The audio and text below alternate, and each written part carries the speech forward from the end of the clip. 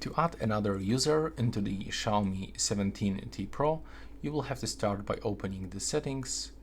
Next, we have to go for additional settings, then go for users, and as you can see, you can simply add a guest account or just simply create another user. Click next. You can select its profile photo by taking photo with a camera or picking something from a gallery. Now you are also able to set name by clicking just over here, and now click on this right upper corner, and you can also enable the phone calls and the short messages for this specific account, but it will be shared actually.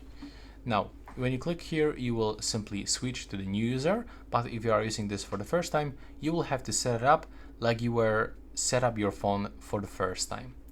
And that's pretty much it for this video. I hope you find it useful. Thank you so much for watching.